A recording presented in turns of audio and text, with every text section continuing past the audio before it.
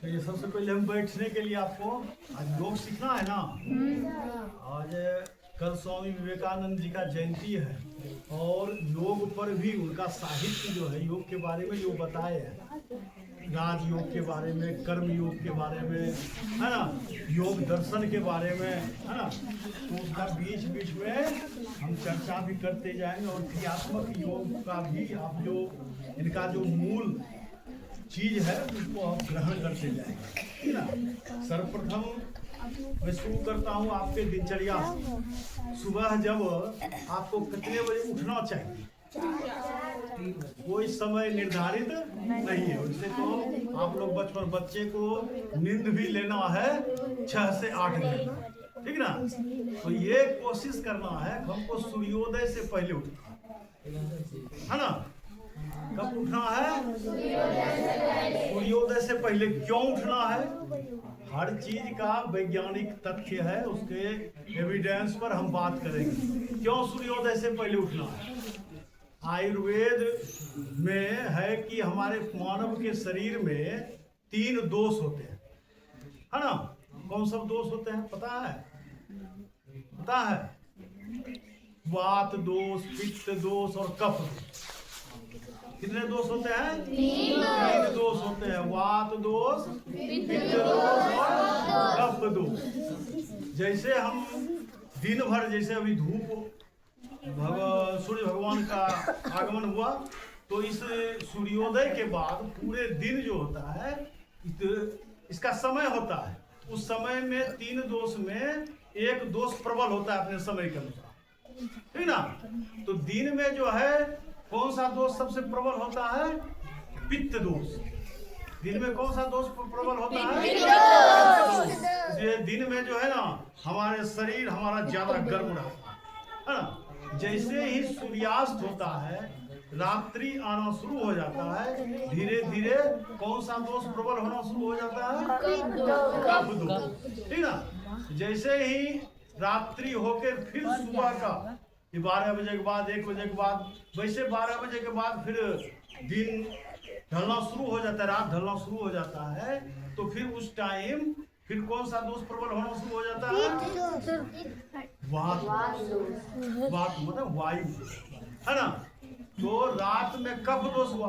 कफ दोष कब कीजिए? जब हम अधिकता हमारे शरीर में होती है तो हमारा शरीर का एक एक अंग, आंत से लेकर सब क्या हो जाता है? वो लुब्रिकेट हो जाता है, जो कि मुलायम रहता है ना। और जब उस पर जब वात दोष प्रबल होता है सुबह सुबह भोर में, तो उसमें क्या करता है? वह गति प्रदान करता है शरीर के अंदर। क्या करता है? गति प्रदान करता है। और जब हम सूर्यास्त के बाद अगर हम उठते हैं तब तक क्या हो जाता है?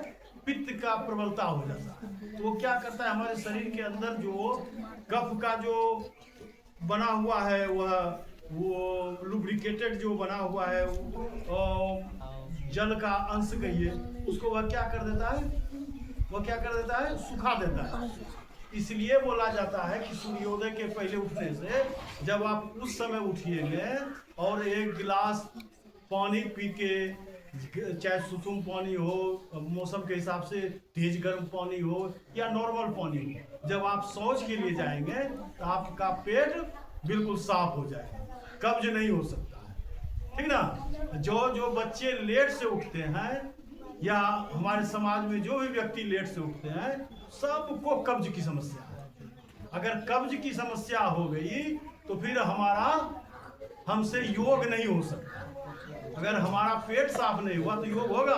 नहीं होगा। इसलिए सुबह उठने के लिए इसलिए बोला जाता है आप सूर्योदय से पूर्व उठिए। यह आयुर्वेद का सिद्धांत है। आयुर्वेद में ये बात लिखा गया है क्यों सुबह उठना चाहिए। समझ में बात आ गई?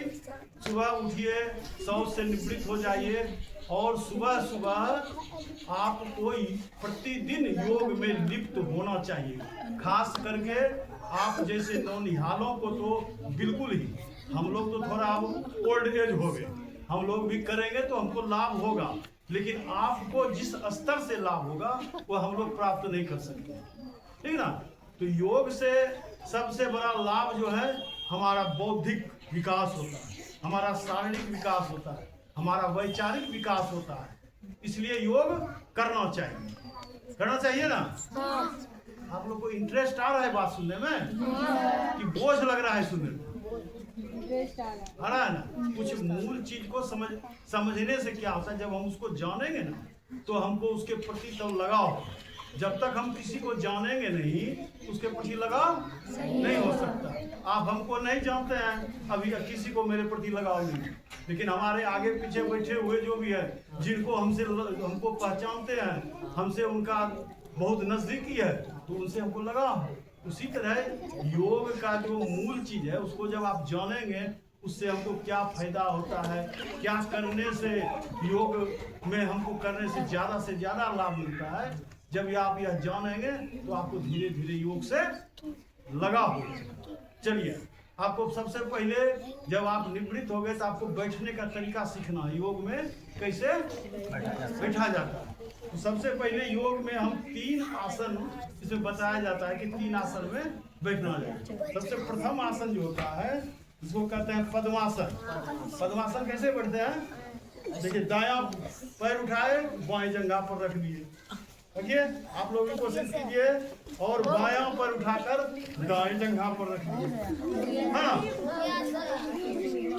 देखो इसका कितना अच्छा है ना। आप लोग अभी बचपन है ना, बचपना है, जिसमें आप अभी आराम से यह आसन जिनसे नहीं भी होता है ना, 1-2 दिन 5 दिन अगर इसको अभ्यास कीजिएगा तो आपका यह पद्मासन होना शुरू हो जाएगा। ठीक ना। सबसे उत्तम आसन यह होता है, सबसे उत्तम आसन होता है। उसके बाद अगर इस पर कोई नहीं बैठ सकते हैं, योग जो है ना सहज रूप से करना चाहिए, नहीं कि हमारे शरीर में तनाव हो रहा है फिर भी हम जबरदस्ती इस आसन में बैठे हुए नहीं करना है। जिनको सहजता से होता है वही इस आसन में बैठेंगे। जो सहजता से नहीं बैठ सकते हैं उनके लिए भी दूसरा उपाय है, इसका नाम है सिद्धासन। क्या नाम है? सिद्धासन। करना है, दायां पैर उठाकर दाएं जंघा पर रख देना, बाकी दूसरा पैर नीचे ही रहेगा, है ना। इसमें लगभग सबको यह आराम लगता है इसमें बैठना, है ना। अगर इसमें भी किसी को दिक्कत है तो तीसरा आसन क्या है? सुखासन। सुखासन जैसे आप आराम से पलथी मारते हैं वैसे ही, है ना। तो 3 आसन में से जो आपके लिए अनुकूल आसन है वह क्या है? सुखासन। जो सिद्धासन में बैठ सकते सिद्धासन, जो पद्मासन में बैठ सकते हैं पद्मासन। ठीक ना। अब इस आसन में बैठ गए, चलिए उसके बाद सबको अभी सर बोले ना, सबको कमर सीधी करके बैठना चाहिए। अब कमर सीधी करके क्यों बैठना चाहिए, है ना, इसको भी जानना चाहिए। कमर सीधी क्यों बैठना चाहिए, किसी क्यों नहीं बैठना चाहिए? एक तो पास्चर खराब होता है तो धीरे धीरे आपका वो हैबिट बन जाता है, तो आपका जो लोकल में बोला जाता है कि वो रीढ़ आपका धीरे धीरे झुक जाता है। लेकिन इसका जो योग में इसका जो वैज्ञानिक तथ्य है वह है कि आपके शरीर में जो मुख्य नाड़ी है ईरा पिंगला सुषुम्ना, क्या है? ईरा पिंगला सुषुम्ना, जो आपके पीछे मेरुदंड में दोनों साइड ईरा पिंगला और बीच में क्या होता है? सुषुम्ना होता है। वह नाड़ी हमारे शरीर में 8 चक्र होता है। कितना चक्र होता है? चक्र होता है। मूलाधार चक्र से शुरू होता है, जहाँ की हमारे मेरुदंड का सबसे लास्ट भाग होता है, वहाँ क्या होता है? मूलाधार चक्र। मूलाधार चक्र के ऊपर फिर होता है स्वादिष्ठान चक्र। क्या होता है? स्वादिष्ठान चक्र। स्वादिष्ठान के ऊपर फिर हमारा नाभि के जस्ट करीब क्या होता है? मणिपुर चक्र। ठीक। फिर ऊपर आपका हृदय चक्र होता है, जिसको अनाहत चक्र भी हम लोग बोलते हैं। फिर आपके कंठ के पास विशुद्धि चक्र होता है ना। उसके बाद आपका दोनों भावों के बीच आज्ञा चक्र होता है। जस्ट आज्ञा चक्र के ऊपर ये बिंदु चक्र, जिसको ललना चक्र भी बोलते हैं, और लास्ट में 8वां चक्र जो होता है जब हम लोग सिखा रखते हैं वह सहस्रार चक्र होता है। यह चक्र क्या? यह शक्ति का केंद्र है। यह चक्र क्या है? शक्ति का केंद्र है। जब हम सीधा बैठेंगे तो जब हम योग करना प्रारंभ करते हैं, जैसे हम प्राणायाम करते हैं कपालभाति, तो धक्का लगता है ना, वहां से हमारे मूलाधार चक्र में जो शक्ति सन्निहित है, वहां जो संचय किया हुआ शक्ति है, वह जब वहां उस पर जब हम धक्का लगाते हैं, वह धीरे धीरे क्या करता है, ऊर्ध्वगामी बनता है, ऊपर उठता है ना। तो ऊपर उठते हुए क्रम पर वह सभी चक्र से गुजरते हुए हमारे सहस्रार चक्र तक वह शक्ति आती है। तो आदमी जिनका यह मूलाधार चक्र जिसका जागृत हो जाता है, वह आदमी सामान्य मानव से क्या बन जाता है, महामानव बन जाता है। यह एक दिन के योग से नहीं होता है, एक सप्ताह के योग से नहीं होता है। जो निरंतर अपने जीवन में इस योग को करते रहेगा, वो आज परम पूज्य स्वामी जी देखिए, आज परम पूज्य अगवानंद जी महाराज देखिए, आज आपको स्वामी विवेकानंद जी देखिए, यह सब कौन है, महामानव है। क्या है, और ये सिर्फ एक दिन की इनके पुरुषार्थ से महामानव नहीं बन गए, इनके जन्मों जन्मांतर का या इनका पुरुषार्थ है, जो कि आज हम लोग उनको याद करते हैं, उनके चरण कमल में हम लोग शीश झुकाते हैं। यह महामानव है। इसलिए जब तक हम सीधा नहीं बैठेंगे, तब तक हमारा शक्ति जो है ऊर्ध्वगामी जो होगा, वह सही रूप से हमारे 8 चक्र होते हुए नहीं गुजर सकता। इसलिए हमको क्या कैसे बैठना चाहिए, सीधा बैठना चाहिए। अब बैठ जाइए, सीधा बैठ गए। अब चलिए दोनों जंघा पर दोनों हाथ रखिए, इसको ज्ञान मुद्रा बोला जाता है। ध्यान मुद्रा, ज्ञान मुद्रा, ठीक ना, ध्यान मुद्रा इसी को बोला जाता है। इसी का नाम है दूसरा ज्ञान मुद्रा। ज्ञान मुद्रा में बैठ जाइए। अब आंखें बंद करके 3 बार हम लोग पवित्र ओम का उच्चारण, फिर मंत्रोच्चारण के बाद अब थोड़ा बहुत हम लोग योग को आगे बढ़ाएंगे। समय कम है, इसी में हमको फिर आप लोग देखिएगा, फिर हम लोग यहाँ हवन का भी प्रोग्राम रखते हैं। हवन से कैसे अपने जीवन को हम लोग पूरे नैनो मेडिकल के तहत हम लोग कैसे अपने जीवन को सुदृढ़ कर सकते हैं, वह भी आप। चलिए सीधा बैठ जाइए। 3 बार पवित्र लंबी गहरी श्वास लेते हुए 3 बार पवित्र ओम का उच्चारण।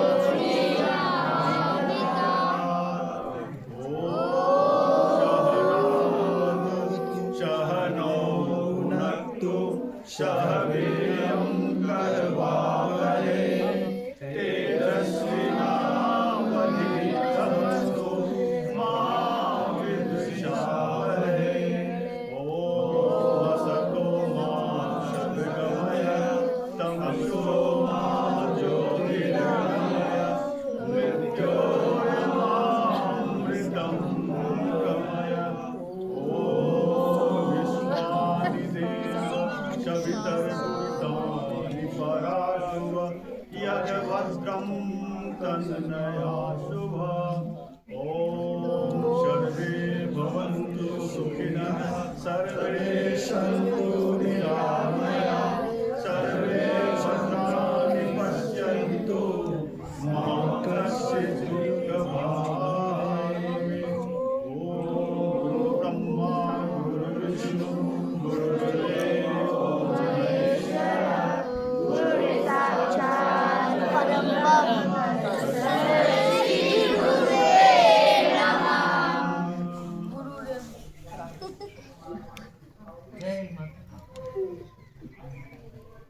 परम पूज्य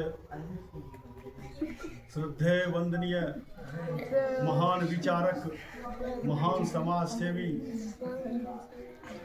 इस सनातन धर्म के उत्कृष्ट वक्ता, उनके संवाहक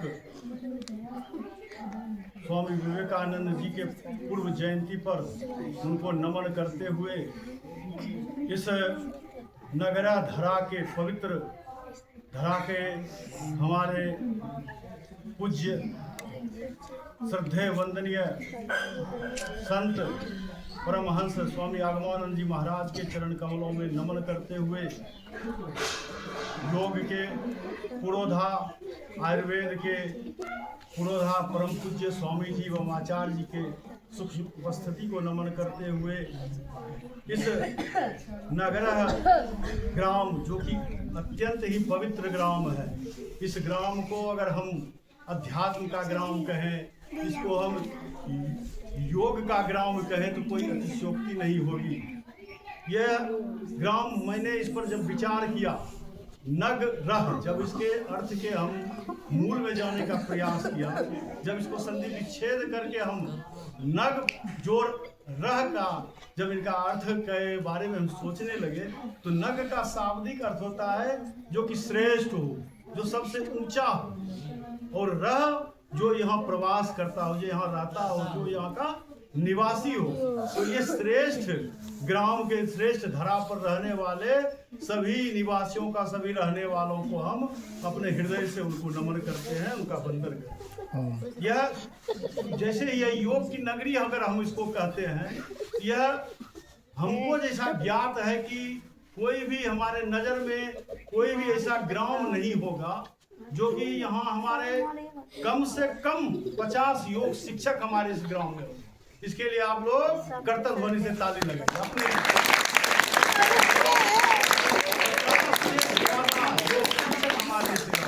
हमारे जितने भी साइड में देख रहे हैं, वहां देख रहे हैं जो कि आपका कैमरा को सुसज्जित कर रहे हैं, उनको कंट्रोल कर रहे हैं, सारे हमारे लगभग योग शिक्षक हैं। और एक एक घर में आप शरद जी के यहाँ अगर इसका मूल्यांकन करिए, शरद जी के यहाँ हमारे सब मिला के योग में जो दक्ष हैं, उनके घर में 4 व्यक्ति मिल जाए। शरद जी दोनों भाई हैं, नवीन भाई जो चाचा है, नवीन चाचा वो है, और उनकी माँ जो है, उनकी माँ को देखे हैं जो योग में दक्ष है। ऐसे करके हर घर में हमारे सुबोध जी हैं, इनके भाई, इनके भैगना सारे योग शिक्षक हैं। हमारे सुशांत जी हैं, ये भाई बहन दोनों योग शिक्षक, जो अभी भी जो है योग वहाँ पतंजलि योग पीठ से अभी तुरंत इनका महीना 2 महीना नहीं हुआ है, मुख्य योग शिक्षक का ट्रेनिंग लेके आए हुए। तो यह योग की नगरी भी है, यह नगरा। इसलिए सभी बच्चों को क्या बनना है? योगी बनना है। समय कम है तो हम आज आपको कहे कि अभी अगर हम व्यायाम कहे गति के रूप में अगर हम कोई व्यायाम करते हैं तो जगह पर्याप्त नहीं है। वैसे भी आप जान लीजिए, जो व्यायाम जो हम लोग गति के साथ करते हैं उसको हम क्या कहते हैं? व्यायाम कहते हैं। जो स्थिर पूर्वक हम करते हैं कोई भी अभ्यास, उसको क्या कहते हैं? आसन कहते हैं। क्या कहते हैं? आसन कहते हैं। और जो हम ध्यान पूर्वक कोई करते हैं उसको क्या बोलते हैं? प्राणायाम बोलते हैं। तो जगह की स्थिति को देखते हुए जो मुख्य, वैसे भी हमारे विकास के लिए, हमको स्वस्थ रखने के लिए अगर कोई मुख्य चीज है तो वह क्या है? प्राणायाम है। वह क्या चीज है? प्राणायाम है। इसलिए आज हम प्राणायाम पर ज्यादा फोकस करेंगे। थोड़ा बहुत 2 मिनट 5 मिनट करके हम 8 प्राणायाम के बारे में थोड़ा अभ्यास भी कर लेंगे, उसके बारे में हम लोग जान भी लेंगे, ठीक ना? तो चलिए आज प्राणायाम का दौर ही हम शुरू करते हैं। तो प्रथम प्राणायाम जो है वह क्या है? भस्त्रिका। क्या नाम है? भस्त्रिका को भस्त्रिका किसको बोलते हैं? संस्कृत नाम है भस्त्रिका। कब भाती देखा है? भाती है, उसी के नाम से यह भस्त्रिका प्राणायाम का नामकरण हुआ है। भाती कैसे चलता है? पूरा जब वह हवा भरता है तो पूरा फूल जाता है, फिर हवा उसका समाप्त होता है तो पूरा सिकुड़ जाता है। उसी तरह हम अपने ये चेस्ट को जो है ना पूरा श्वास से इसको भरेंगे, फिर छोड़ेंगे तो वह भाती की तरह बिल्कुल सिकुड़ जाएगा। तो उसको ध्यान अवस्था में आ जाइए। आइए ध्यान में, ध्यान मुद्रा में आते हुए आपको सब जब भी प्राणायाम करना है आंखें बंद करके करना है, ताकि हम ध्यान पूर्वक प्राणायाम के कैसे होता है, ध्यान पूर्वक होता है। और इसमें जो है भस्त्रिका से हमको सबसे ज्यादा लाभ क्या मिलता है, हमारा जो यह लंग्स है यह बिल्कुल ही स्वस्थ हो जाता है। और हमारे शरीर के लिए हम जानते हैं एक एक सेल के लिए ऑक्सीजन बहुत ही महत्वपूर्ण होता है।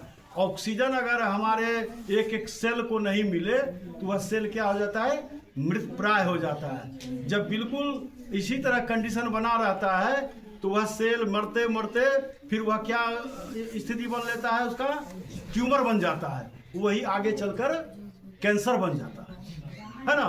कैंसर का नाम सुनते ही सबका दिमाग चौंक जाता है।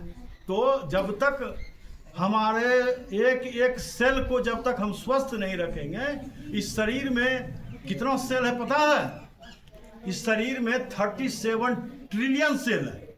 37 कितना है, ट्रिलियन सेल। उस पूरे सेल को अगर हमको ऑक्सीजन पहुंचाना है तो हमें रोज क्या करना चाहिए, प्राणायाम करना चाहिए। रोज क्या करना चाहिए, प्राणायाम करना चाहिए। तो आए हम लोग अपने 37 ट्रिलियन सेल को ऑक्सीजन पहुंचाने का कार्य इस भस्त्रिका के माध्यम से करते हैं। आंखें बंद करें और लंबी गहरी श्वास लेना है, फिर छोड़ना है, लेना है, फिर छोड़ना है, ठीक ना। इसकी सामान्य गति जो होता है 1 मिनट में 12 बार। की सामान्य गति कितनी होती है, 1 मिनट में 12 बार। लीजिए कम से कम 2 मिनट कीजिए, सब कोई इधर उधर नहीं करेंगे। 2 मिनट कम से कम, 12 दूना 24 बार ध्यान पूर्वक सब कर लीजिए।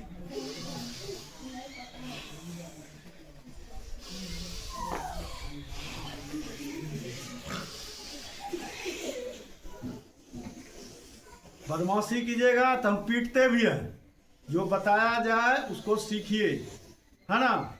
आज ही अगर आप स्वामी विवेकानंद के जीवनी से कुछ अपने जीवन को प्रकाशमान करना चाहते हैं तो इस योग को अपने जीवन में अपनाइए। ये लंबी गहरी श्वास,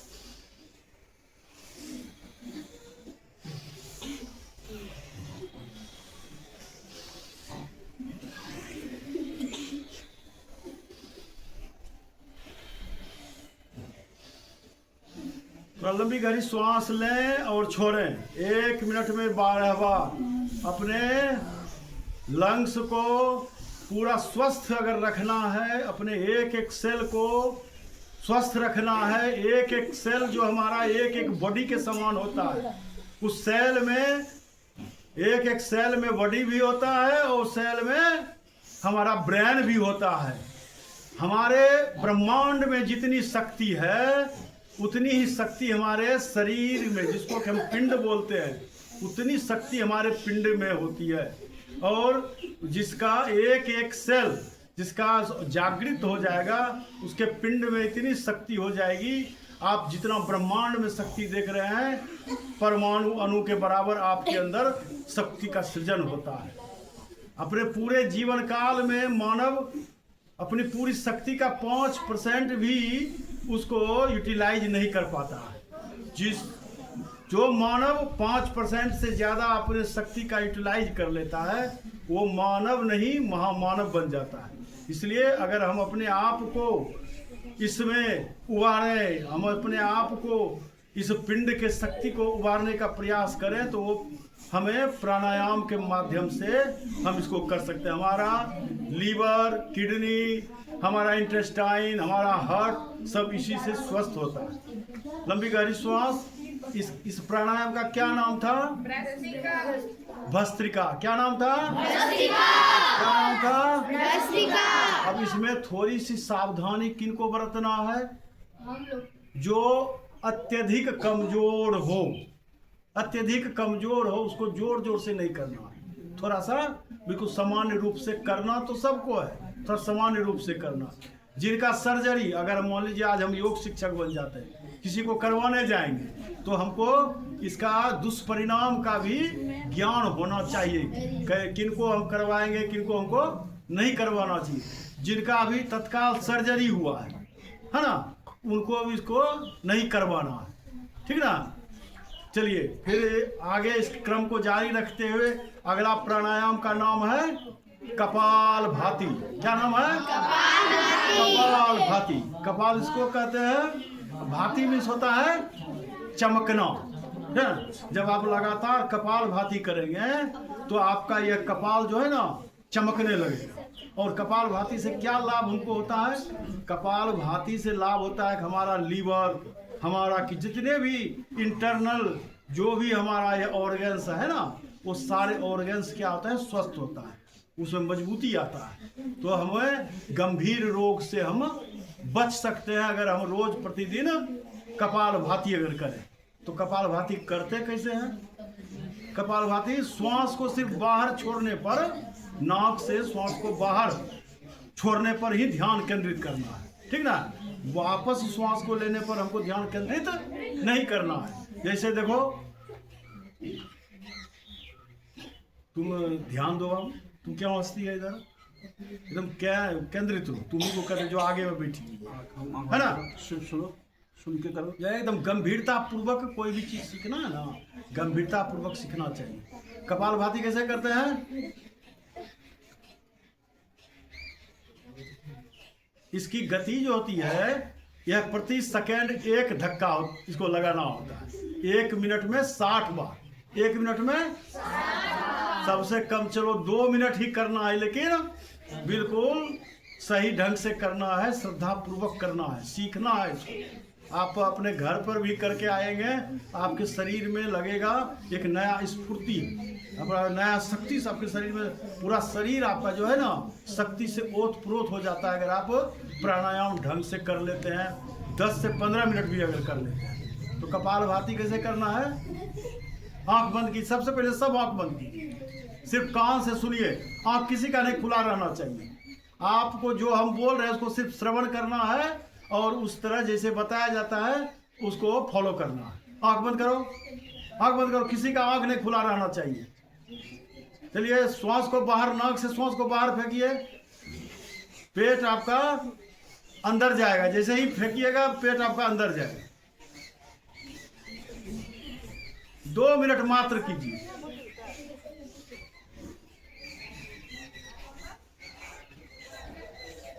शरीर सबसे पहले सीधा कीजिए, जिसका सीधा नहीं सीधा बैठिए, बिल्कुल सही ढंग से सिर्फ श्वास को बाहर छोड़ने पर ध्यान को केंद्रित करना। श्वास अंदर अपने आप हो जाएगा, सिर्फ बाहर छोड़ से रहे नहीं छोड़ रहे हैं, इस पर ध्यान केंद्रित कीजिए। इसको लगातार जो 5 मिनट रोज कर लेगा उसको हीमोग्लोबिन की कभी कमी नहीं होगी।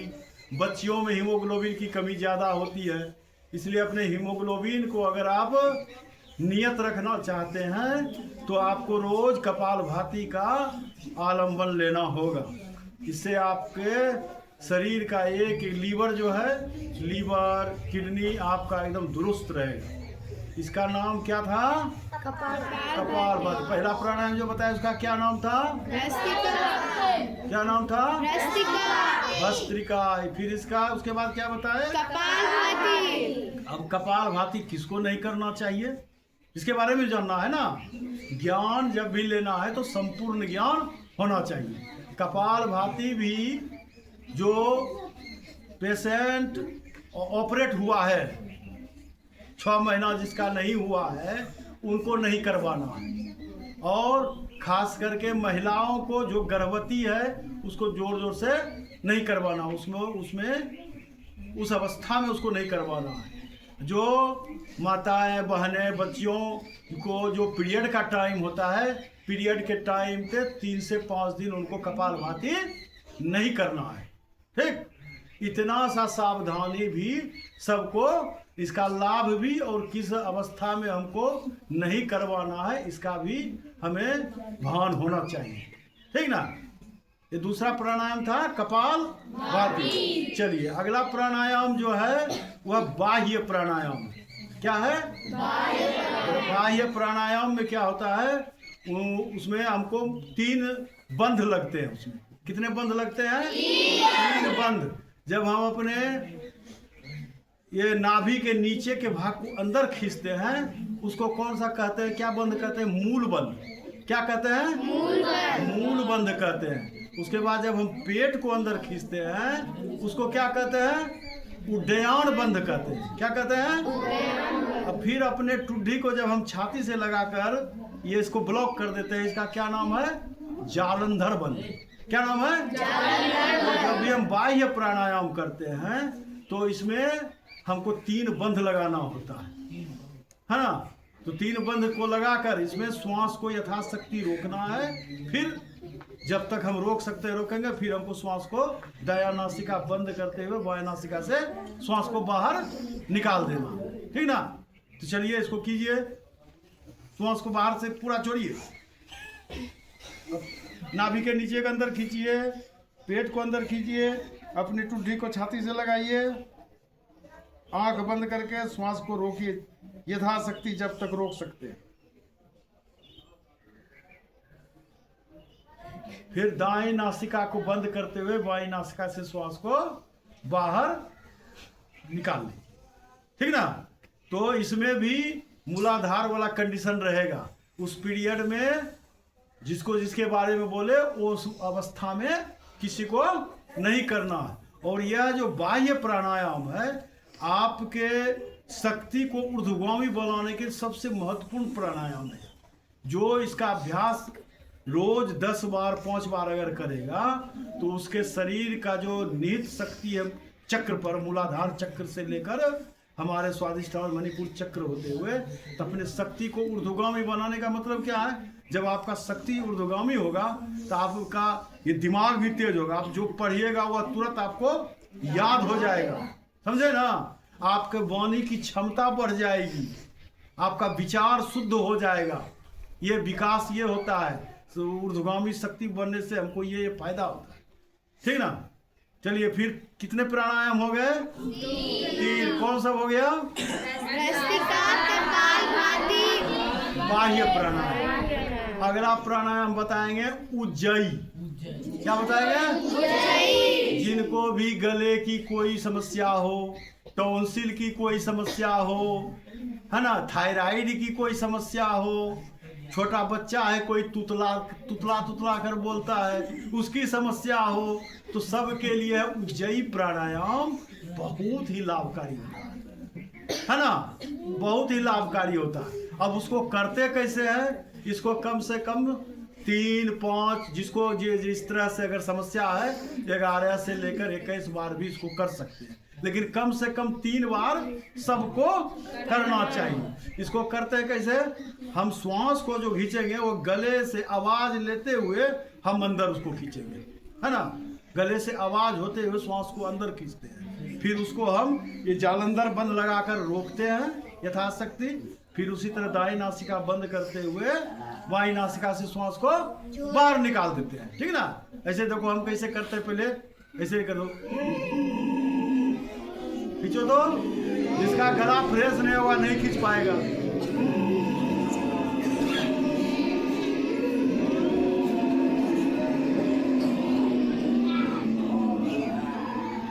ये श्वास को रोके, जालंधर बंद लगा के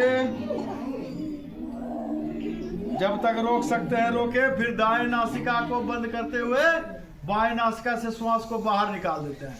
बताओ थायराइड के लिए लोग कितना पैसा खर्च करता है इसको ठीक करने के लिए, और उस दवाई का जो लाभ के बदले वो जो और अन्य रोग पैदा करता है वह हानि हमको नहीं सहना पड़ता। अगर जो आदमी इस भस्त्रिका प्राणायाम को डेली कर लेता है तो उसको इस रोग से मुक्ति मिल जाती है।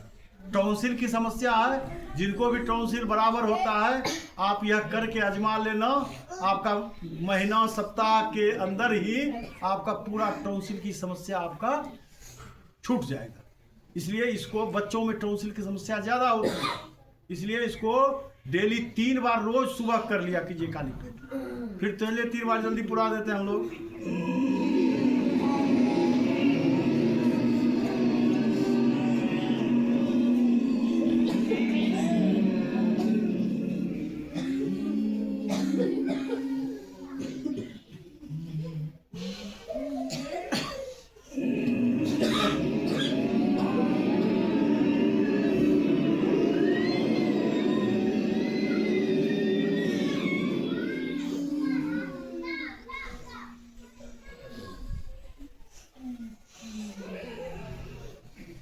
इस तरह 3 बार सबको आज यह व्रत लेके जाना है।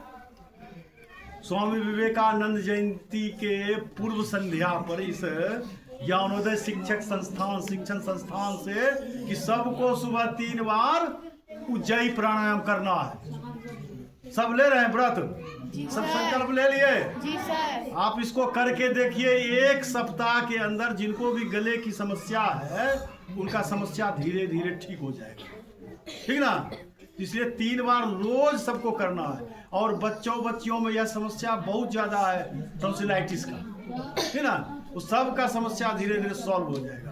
और रात में दूध में गरम दूध में थोड़ा सा हल्दी डाल के पीना है, तो देखिए आपका पूरी तरह से गले की हर समस्या दूर हो जाएगी। चलिए अब अगला प्राणायाम जो मुख्य प्राणायाम में है वह है क्या?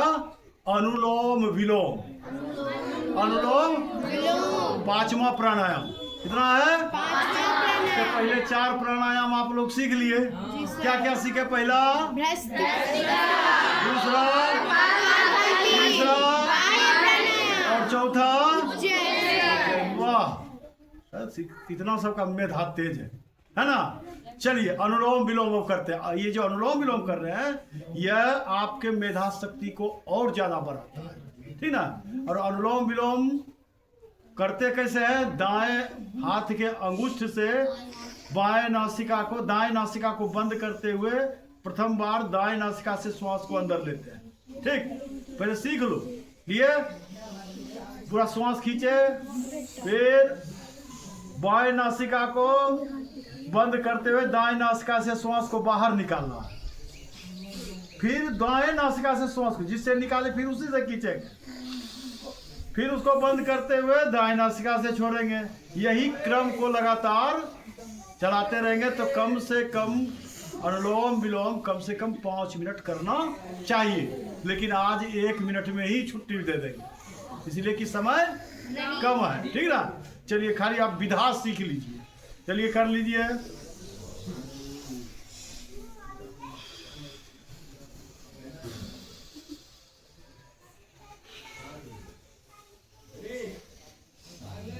पूरा शरीर का जो हमारे शरीर के अंदर जो नस नाड़ी है ना, पूरा नस नाड़ी मजबूत होता है इस अनुलोम विलोम प्राणायाम से। हमारे शरीर के अंदर 72 करोड़ 72 लाख 10,701 नस नाड़ी है, समझे। इतने नस नाड़ी को मजबूत करने का कार्य यह अनुलोम विलोम प्राणायाम करता है। रोज जो अनुलोम विलोम प्राणायाम करेंगे उनका मेधा शक्ति भी तेज होगा, उसको नींद की समस्या नहीं होगी, उसको स्ट्रेस की समस्या नहीं होगी। यह इतना जबरदस्त प्राणायाम है, आपके शरीर को ऊर्जा से ओत-प्रोत कर देता है। जब आप 5 मिनट भी ध्यान पूर्वक यह प्राणायाम कर लेते हैं आपका शरीर ऊर्जावान हो जाता है। आपकी सारी समस्याओं का समाधान, जो नस नाड़ी से संबंधित समस्या है, सारे समस्या का समाधान इस अनुलोम विलोम प्राणायाम से हो जाता है। इतना बढ़िया यह प्राणायाम है, इसलिए रोज इसको करने का अभ्यास आपको करना है।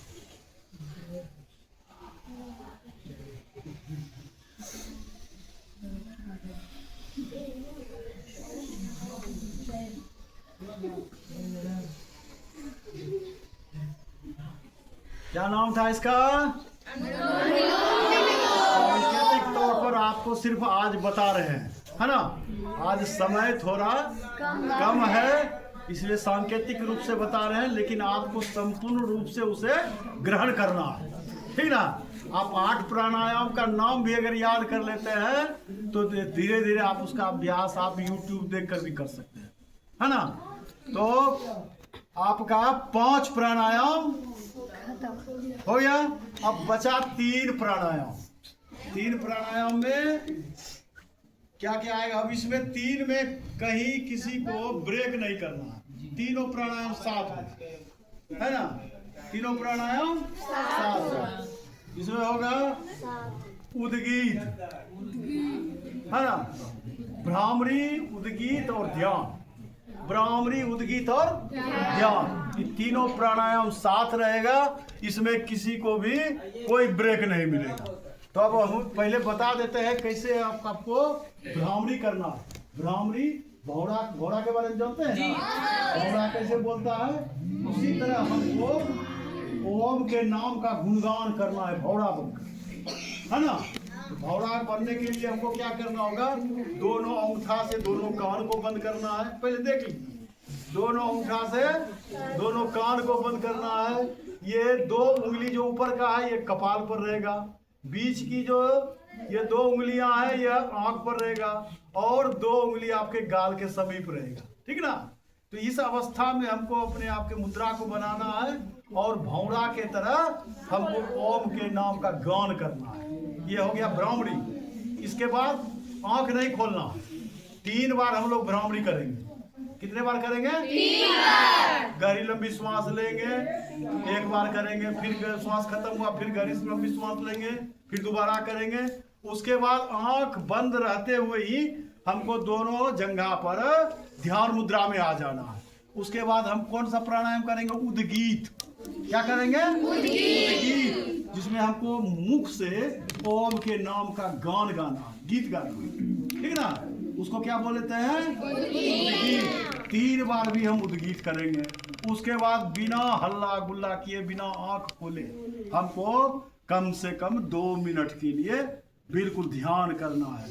उस परम पिता परमेश्वर के साथ हमको बिल्कुल ही एकाकार हो जाना है, ठीक। समझ लिए? इस नियम को कोई नहीं तोड़ेंगे। पीछे वाले बच्चे सब ध्यान से सुन लो। इसको जो तोड़ेगा तब उसको आज इस दिवस पर नहीं चाहते किसी को कान में ऐठन लगे। अगर आप लोग गलती कीजिएगा तो आज ऐठन भी लग जाए, ठीक ना। चलिए हम लोग भ्रामरी से प्रारंभ करते हैं। इस मुद्रा में आ जाइए। लंबी गहरी श्वास लेते हुए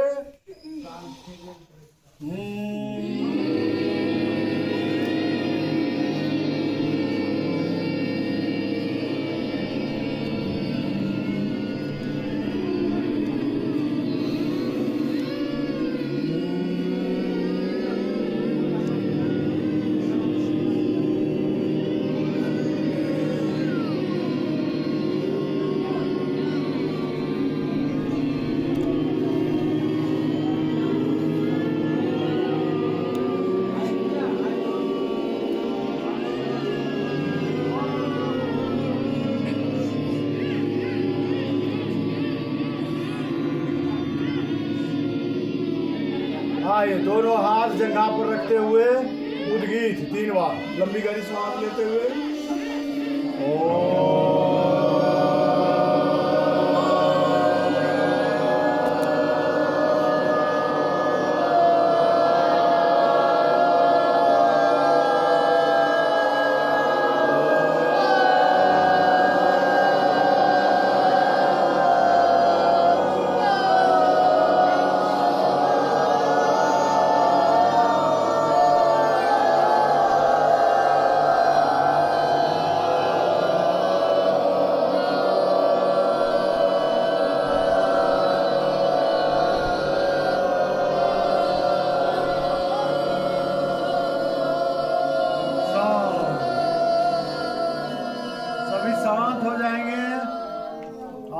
बंद, ध्यान मुद्रा पर अपने दोनों हाथों को जंघा के ऊपर टिका कर रखेंगे। शरीर को बिल्कुल सहज कर लेंगे, कोई तनाव नहीं।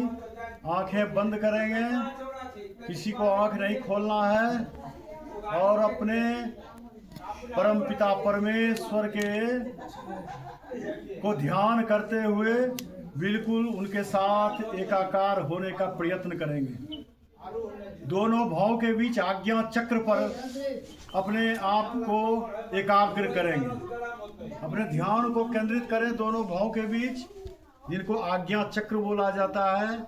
वहाँ ध्यान को एकाग्र करते हुए उस परम पिता परमेश्वर को याद करते हुए उनके साथ एकात्म होते हुए, हे परम पिता परमेश्वर प्रभु, मैं आपके अंग संग रहूं, मैं आपका ही अनुसरण करूं, मैं अपने जीवन में शुभ का आधान करूं, मेरे अंदर जितने भी बुराइयां हैं मैं उसको आज से मेरे शरीर से, मेरे जीवन से वो दूर हो जाए। ओम विश्वानि देव सवितर दुरितानि पराशुभ। जितने भी मैं विश्व के देवता से आह्वान करता हूँ, हे परमपिता परमेश्वर, जितने भी शुभ चीज हैं, ओम विश्वानि देव सवितर दुरितानि पराशुभ यद भद्रम तन आशु। जो हमारे भद्र, हमारे लिए भद्र है, वह हमारे जीवन में उसका आधान हो जाए। जो दुरितानी, जो हमारे लिए, हमारे शरीर के लिए अशुभ है, हमारे विचार के लिए अशुभ है, उसको प्रभु कृपा करके हमारे जीवन से उसको दूर कर दे। और जो भी शुभ है, जो भी हमारे लिए लाभकारी है, उनको हमारे जीवन में भर दें उसको प्रभु। या प्रभु से यह प्रार्थना, मन ही मन ध्यान पूर्वक उस परम पिता परमेश्वर से यह प्रार्थना करना है। इस प्रकार रोज आपको जितना भी समय मिले, 1 मिनट, 2 मिनट, 5 मिनट, 10 मिनट, आप समय के हिसाब से रोज आप ध्यान का या अभ्यास अगर करते हैं तो आपके जीवन में धीरे धीरे प्रभु का वह कृपा आपके जीवन में वह मिलना शुरू हो जाएगा। आपका मन मस्तिष्क आपका स्ट्रेस से मुक्त हो जाएगा, कोई भी नींद की समस्या नहीं रहेगी, आपका मेधा उज्जवल होगा, वह आप धीरे धीरे आपका यादाश्त बढ़ेगा अगर आप इस ध्यान का अभ्यास रोज करेंगे। तो इस तरह रोज अभ्यास करने का आज हम लोग सभी बच्चों के साथ हम संकल्प लेते हैं कि हम लोग रोज प्रतिदिन इस ध्यान का अभ्यास करेंगे। अब दोनों हाथों को ऊपर करते हुए आपस में रगड़ लेंगे, अपने हथेली को गर्म करते हुए दोनों गर्म हथेली को अपने आंखों पर रखते हुए धीरे धीरे अपनी आंखें को खोल लेंगे। थोड़ा अच्छा लगा अच्छा? तो यह ध्यान रोज करना चाहिए ना, यह रोज ध्यान करना चाहिए। इस रोज प्राणायाम को, ध्यान को रोज करने से धीरे धीरे आप देखेंगे जो पाठ आप पढ़ेंगे, जो टीचर आपको पढ़ाएंगे, वो आपको ज्यादा, उसको समझ में ज्यादा आने लगेगा और याद भी ज्यादा रहना शुरू हो जाएगा। ठीक है ना? तो चलिए अब इस क्रम को आगे बढ़ाते हुए हम समाप्ति की ओर चलिए थोड़ा सा सिंहासन और हस्यासन कर लें। क्या? चलिए आइए इस वज्रासन में बैठ जाइए, वज्रासन में बैठ जाइए। सिंह के तरह गर्जना करना, ठीक ना? कैसे बैठना? ऐसे बैठिए, दोनों इसको फैला लीजिए, तो फैला के बैठिए। ये हाथ को उल्टा करके ऐसे रखना, ऐसे ऐसे उल्टा रखिए। जिसको गले का जो है ना, इसमें भी टॉन्सिल, थायराइड, इससे भी ठीक होता है सिंहासन से, ठीक ना? तो इसमें जीवा को पूरा बाहर निकालना है। आज सबका जीवा देखेंगे, कौन आज मुंह साफ करके आई है कि नहीं आई, सबका जीवा आज दिखेगा। तो जी निकालो, पूरा जी निकालो। इधर जाओ मत, इधर देखो, इधर पूरा जी निकालो। गर्जना करना है शेर के तरह।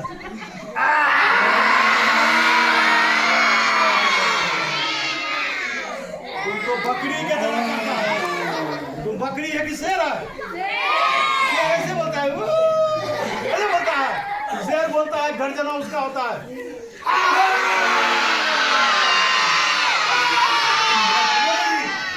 एक बार और करो।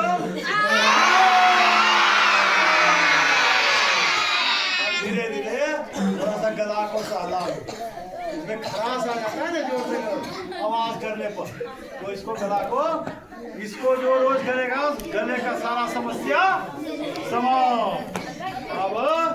अब क्या करना है? हास्यासन। क्या करना है? सबको हंसने आता है, सबको? तो मेरे साथ सब जोर से हंसेंगे, ठीक ना? किसी को भी हंसने में कंजूसी नहीं करना है। दोनों हाथ ऊपर उठाते हुए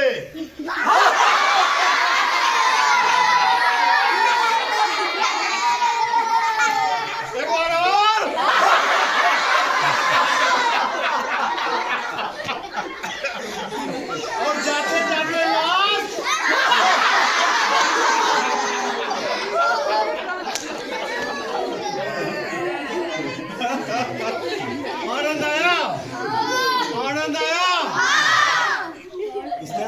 योग करना चाहिए ना। स्वामी विवेकानंद जी अपने साहित्य में समझे तो किनके किनके ऊपर प्रकाश डाले हैं? राजयोग। किनके ऊपर? राजयोग को ही अष्टांग योग कहा जाता है। राजयोग को ही अष्टांग योग कहा जाता है। अष्टांग योग का 8 भाग होता है। अष्टांग योग का 8 भाग होता है। क्या क्या होता है? यम, नियम, आसन, प्राणायाम, प्रत्याहार, धारणा, ध्यान, समाधि। कौन सा 8 अंग है? यम, नियम, आसन, प्राणायाम, प्रत्याहार, धारणा, ध्यान, समाधि। यम के भी 5 भाग हैं। यम को बोला जाता है नैतिक अनुशासन। यम को क्या बोला जाता है? नैतिक अनुशासन बोलो, नैतिक नियम बोलो, वह भी 5 होता है। उसका 5 भाग क्या होता है? अहिंसा, सत्य, अस्तेय, ब्रह्मचर्य और परिग्रह। अहिंसा मतलब किसी की हिंसा नहीं करनी चाहिए। सत्य, कभी झूठ नहीं बोलनी चाहिए। अस्तेय मतलब क्या होता है? चोरी नहीं करना चाहिए। अस्तेय मीन्स चोरी नहीं करना चाहिए। अहिंसा, सत्य, अस्तेय। ब्रह्मचर्य, अपने ब्रह्मचर्य का पालन करना चाहिए। किसी को कठोर वाणी नहीं कहना चाहिए, ठीक ना।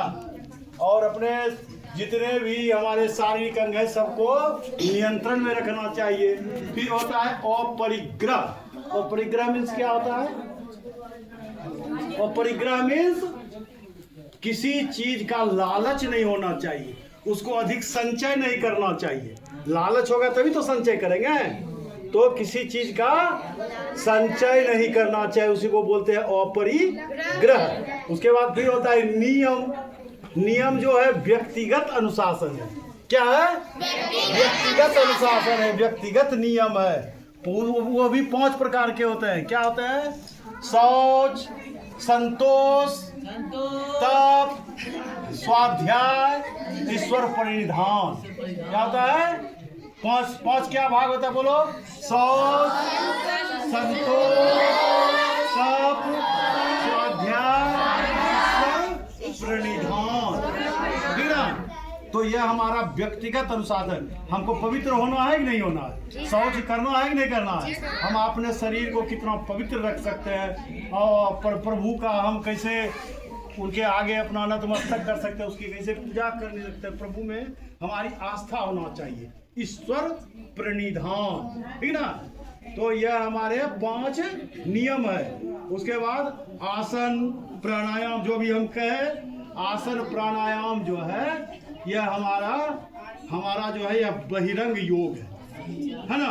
उसके बाद आपको आता है प्रत्याहार। प्रत्याहार क्या होता है? आपका बहिरंग और अंतरंग योग के बीच यह पुल का कार्य करता है ना। प्रत्याहार जो है वह क्या करता है? पुल का कार्य करता है। आसन, प्राणायाम, प्रत्याहार, धारणा, ध्यान, समाधि जो है उसको अंतरंग योग बोला जाता है ना। तो अंतरंग योग जो है वह 3 है, ठीक ना।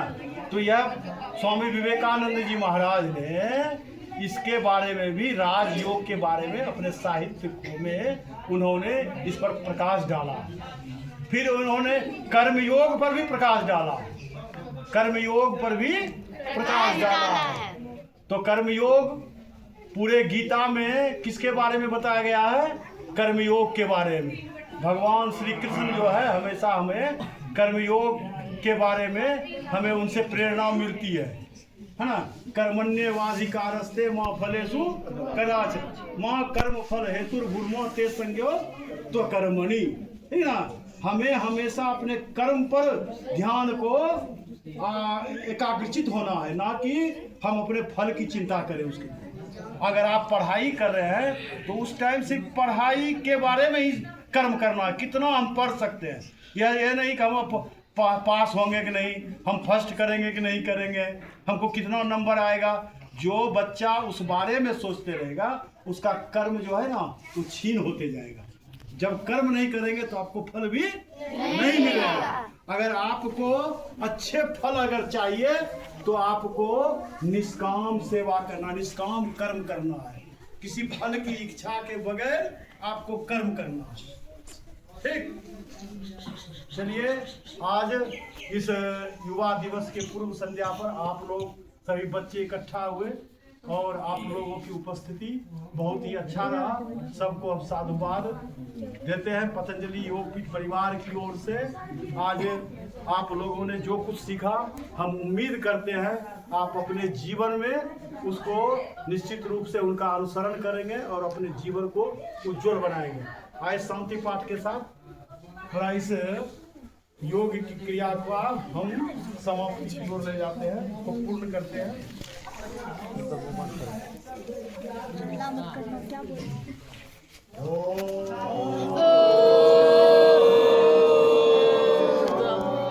पृथ्वी शांति,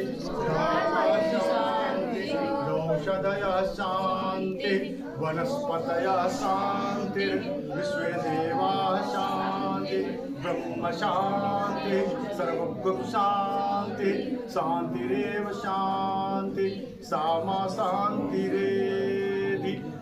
ओम शांति शांति शांति।